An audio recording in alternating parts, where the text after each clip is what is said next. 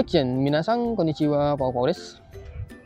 Oke guys, di beberapa minggu yang lalu gue melihat seorang broker yang curhat di sebuah forum FB ya. Jadi itu forum yang mana isinya itu adalah orang-orang yang ingin bekerja ke Jepang dengan menggunakan visa Tokutei Gino, atau anak-anak magang yang ingin pindah ke visa Tokutei Gino setelah mereka selesai magang, seperti itu ya. Nah, jadi si broker ini mengeluhkan tentang peserta Tokutei Gino-nya yang tiba-tiba hilang setelah mensetsu dengan perusahaan, seperti itu. Nah, setelah dicari-cari informasi tentang si peserta Tokutei Gino ini, ternyata tepat setelah mensetsu dengan perusahaan yang disediakan oleh broker ini, dia nyari perusahaan yang lain lagi dan mensetsu di perusahaan tersebut, dan ternyata sudah tanda tangan kontrak, seperti itu ya. Nah, sehingga si broker ini mungkin karena dia kesal, seperti itu ya, si broker ini menyebarkan data si peserta Tokutei Gino yang mensetsu dengan dia tadi, seperti itu ya. Mungkin tujuan si broker ini untuk mengingatkan para TSK lain yang ada di grup tersebut untuk tidak menerima si peserta magang dengan data-data yang disebarkannya tadi, karena mungkin ketika seorang TSK mungkin menemukan orang tersebut, mungkin itu bisa jadi peringatan seperti itu untuk tidak menerima orang tersebut, karena orang tersebut atau peserta Tokutei Gino tersebut suka pindah-pindah atau tidak konsisten, seperti itu ya. Nah, jadi sebenarnya bagaimana sih dengan teman-teman yang ingin mencari pekerjaan di Tokutei Gino? Apakah sebenarnya teman-teman itu boleh mensetsu di banyak perusahaan seperti itu, atau mencari banyak TSK? Nah, maka dari itu di sini gue akan coba jelaskannya kepada teman-teman. Jadi buat teman-teman silahkan nonton video ini sampai habis.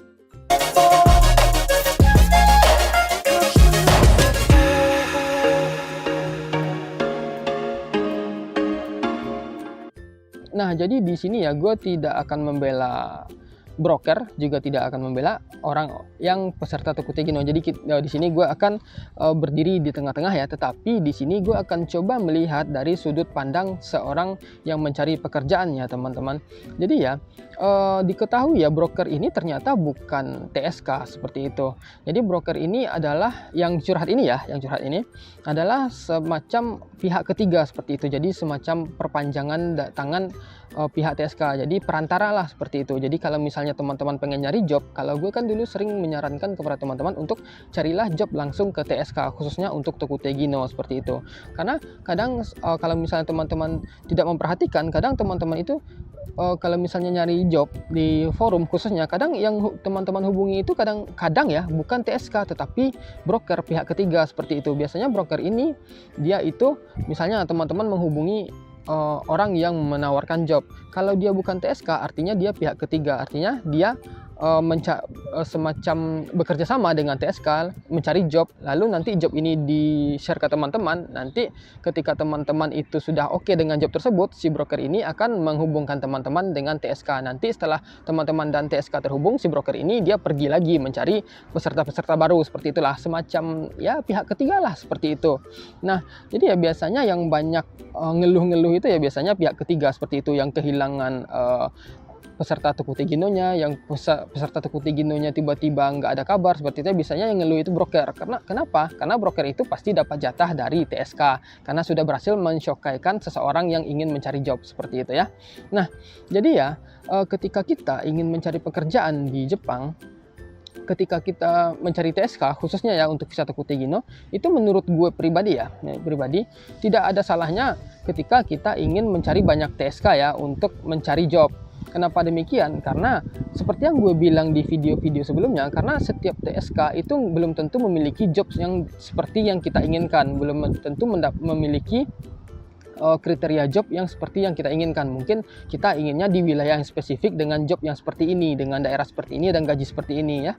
Mungkin nggak semua TSK yang punya itu. Jadi menurut gue tidak ada salahnya ketika kita mencari job dengan lebih dari satu TSK, seperti itu. Karena kita juga ingin mendapatkan pekerjaan yang sesuai dengan yang kita inginkan, mendapatkan tempat kerja yang sesuai dengan yang kita inginkan, seperti itu ya. Normal lah, seperti itu. Kecuali memang kalau di awal saat teman-teman itu menghubungi TSK, itu TSK-nya berkata kepada teman-teman, jangan cari TSK lain dulu ya, sementara kami mencarikan job, seperti itu. Mungkin itu menjadi alasan untuk TSK untuk teman-teman agar tidak mencari TSK lain seperti itu. Tapi kalau misalnya tidak ada perjanjian atau pembicaraan di awal, ya teman-teman tidak ada salahnya untuk mencari TSK yang lain seperti itu ya. Nah, jadi ya ketika si bukan teman sih, seorang di kasus kejadian si peserta Tokutegino itu, dia sudah mewawancara di sebuah perusahaan melalui jasa si broker tadi ya teman-teman ya. Nah, ketika dia udah wawancara ternyata sudah dinyatakan lulus Mensetsu seperti itu. Nah, ternyata kalau normalnya ya setelah lulus Mensetsu kan kita nunggu naitei, nunggu kontrak seperti itu ya. Nah, dari curhatan si broker ini, karena dia udah lulus Mensetsu artinya kan dia nunggu kontrak tuh. Tetapi dari yang gue lihat gitu kan, dari jarak antara Mensetsu dan kontrak itu bisa dibilang hampir 3 bulan ya teman-teman. Menurut gue cukup lama sekali kontraknya turun setelah Mensetsu. Karena normalnya ya berdasarkan pengalaman gue, kontrak itu biasanya bisa turun 2 minggu setelah kita wawancara seperti itu kalau TSK dan perusahaannya bergerak cepat seperti itu. Atau waktu itu kalau di dalam kondisi gue, kontrak gue itu turunnya cuma makan waktu 1 minggu cepat gitu. Karena TSK dan Kaisha gue itu gerakannya cepat seperti itu. Tapi itu tetap balik lagi ke Kaisha dan TSK teman-teman ya. Kalau misalnya memang Kaishanya mungkin sibuk atau TSK-nya sibuk, nggak sempat ngurusin dengan cepat, mungkin ada kemungkinan kontrak itu turunnya lebih dari 2 minggu seperti itu. Nah, dalam kondisi yang gue ceritakan tadi, itu kontraknya hampir 3 bulan ya teman-teman. Kalau sama kita yang normalnya sebagai orang yang mencari pekerjaan, kalau sekiranya kita mendapatkan waktu yang cukup lama untuk mendapatkan kepastian, karena kita secara umum ya atau secara pemikiran logika normalnya ya pasti kita mencari sesuatu atau tempat yang memberikan kepastian lebih cepat seperti itu. Karena kan mungkin dalam beberapa kondisi misalnya seperti teman-teman yang berhenti kerja di saat Tokutegino itu kan ada masa nganggurnya seperti itu. Semakin lama teman-teman nganggur ya otomatis semakin banyak pengeluaran yang harus teman-teman bayarkan, belum lagi apartemen yang harus dibayarkan tanpa adanya pemasukan seperti itu ya. Nah, bermacam-macam alasan lah seperti itu. Kalau gue lihat dari sisi mata dari pandangan si pekerja seperti itu ya, kalau melihat kontrak yang turunnya itu hampir 3 bulan, kalau gue pribadi gue juga pasti nyari perusahaan yang lain aja seperti itu karena kelamaan nunggu seperti itu ya teman-teman ya. Dan kenapa kita harus bekerja atau nunggu di perusahaan yang masih belum memberikan kejelasan, sementara ini ada perusahaan yang lain yang bisa memberikan kita kejelasan dengan cepat seperti itu ya. Nah, itu balik lagi ke pilihan kita seperti itu. Ibaratnya kita misalnya nih, ibaratnya kita bertemu dengan seorang pedagang, misalnya kita mencari buah apel, ternyata si pedagang ini mengatakan, oh buah apelnya belum ada, mungkin nunggu 2 minggu lagi. Nah, ternyata ada pedagang lain yang menawarkan buah apel yang sama seperti teman-teman inginkan, otomatis kan kita mencari yang ada seperti itu ya teman-teman. Itu menurut pandangan gue sendiri gitu loh. Jadi yang namanya bisnis ya, itu kan kalau kita bilang yang namanya bisnis ya, kita kan harus siap dengan risiko seperti itu gitu loh.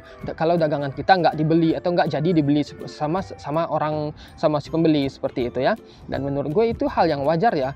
Dan kalau menurut gue pribadi ini, untuk orang yang menyebarkan data pribadi, menurut gue itu bukanlah tindakan yang profesional ya dari seorang TSK maupun broker ya teman-teman. Karena kan normalnya, umumnya menyebarkan data pribadi seseorang itu adalah satu kejahatan ya teman-teman. Menyebarkan data pribadi tanpa izin orang tersebut itu merupakan satu kejahatan dan itu merupakan tindakan yang tidak profesional sekali.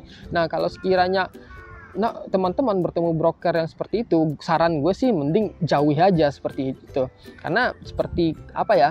Seperti orang yang tidak mau menerima kekalahan atau tidak mau menerima kegagalan menurut gue pribadi ya teman-teman. Karena gimana ya, yang namanya bisnis kan kejam, butuh ada yang namanya persaingan. Kalau misalnya bisnis kalau nggak ada persaingan artinya itu bukan bisnis seperti itu.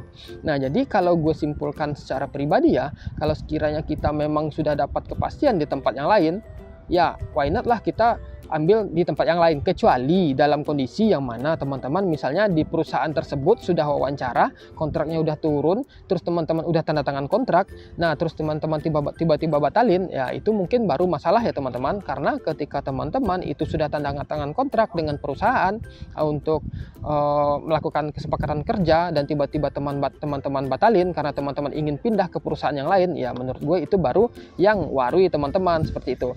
Tetapi kalau sekiranya selagi teman-teman belum tanda tangan kontrak dengan perusahaan, belum ada kesepakatan, kalau sekiranya teman-teman ingin mencari perusahaan lain, menurut gue tidak ada yang salah dari itu. Ya itu wajar seperti itulah. Di mana-mana mungkin orang ketika dalam bisnis, kalau misalnya masih belum ada kesepakatan tertulis yang disetujui, ya orang tersebut masih bisa mencari partner atau rekan bisnis yang lain. Kan logikanya seperti itu ya teman-teman. Jadi buat teman-teman yang mungkin sekiranya ingin mencari pekerjaan untuk UTG khususnya dengan mandiri ya, carilah TSK, jangan cari pihak ketiga, jangan cari broker yang merupakan perpanjangan tangan TSK. Seperti itu. Biasanya mereka itu yang sering ngomel-ngomel, sering ngeluh, sering curhat gitu. Padahal mereka juga tidak bisa memberikan kejelasan kepada kita yang ingin mencari kerja. Seperti itu ya teman-teman.